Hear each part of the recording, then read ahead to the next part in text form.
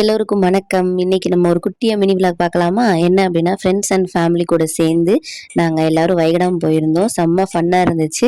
இது வந்து ஒரு அன்எக்ஸ்பெக்டட் பிளான் தான். திடீர்னு தான் வந்து கணேஷ் சொன்னாங்க. ஆக்சுவலாக இது வந்து லாஸ்ட் வீக் சண்டே போனது.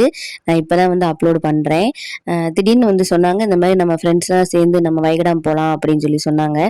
சரி ஓகே அப்படின்னு அந்த டயத்தில் நாங்கள் போகிற வழியிலே இடையில மழை வேற பெஞ்சிருச்சு. அப்புறம் உள்ளே நுழைஞ்சோடனே ஃபஸ்ட்டு எல்லாரும் சேர்ந்து ட்ரெயினில் தான் போனாங்க. நான் போகல. மற்ற எல்லாருமே போயிருந்தாங்க. நம்மளா வந்து தனியா போறத விட நம்ம கூட நம்ம ஃபேமிலியோ இல்ல நம்ம ஃப்ரெண்ட்ஸ் ஃபேமிலியோ அப்படி கூட போறது வந்து எனக்கு ரொம்பவே பிடிக்கும். இப்ப நானு கணேஷ் தம்பி 3 பேர் மட்டும் போனா என்ன செய்வோம்? ஒண்ணும் செய்ய மாட்டோம், பார்ப்போம், விளையாடுவோம், பார்த்துட்டு வந்துருவோம். இப்ப நம்ம கூட நம்ம ஃப்ரெண்ட்ஸ் கேங்கோட போனோம் அப்படின்னா அது ஒரு தனி என்ஜாய்மெண்ட்டா இருக்கும். அப்படிதான் நான் வந்து இந்த தடவை வந்து என்ஜாய் பண்ணி போய் சுத்தி பார்த்துட்டு வந்தோம். ஆனா உள்ள வரைக்கும் போகவே இல்ல. அப்புறம் வந்து காஃபி, பஜ்ஜி எல்லாம் சாப்பிட்டுட்டு நாங்கள் அப்படியே வந்து வெளியே வந்துட்டோம். உள்ளே எங்கேயுமே போகலை. அப்படியே வெளியே வந்து பார்த்தா குட்டீஸ்க்கு விளையாடுற எல்லாமே இருந்துச்சு. ஸோ ஹரிசி இதில் ஏற்றி விட்டுட்டு அப்புறம் பார்த்தீங்கன்னா முக்கியமான சீன் இனிமே தான் வரும். இந்த எருமை மாடு மேலே ஏறி சுற்றுவாங்க பார்த்தீங்களா? இதில் வந்து ராமூர்த்தி அண்ணாவும் அதுக்கப்புறம் வந்து முத்து அண்ணாவும் இதில் கணேஷ் ஏற்றி விடணும்னு பிளான் பண்ணி போய் 2 டிக்கெட் வாங்கிட்டு வந்துட்டான்.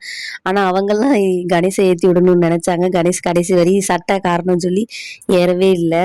வலுக்கட்டாயமா இந்த அண்ணா வந்து இவங்களை தூக்கிட்டு வந்து இங்க ஏத்தி விட்டுட்டாங்க பாவம். ஆனா நல்லபடியா சூப்பரா ஜாலியா விளையாண்டுட்டு நாங்க கிளம்பும் போது கரெக்டா மழை பெஞ்சிருச்சு. அப்படியே நாங்களும் வீட்டுக்கு வந்துட்டோம். ஓகே பாய், நெக்ஸ்ட் மினி விளாக்ல பார்க்கலாம்.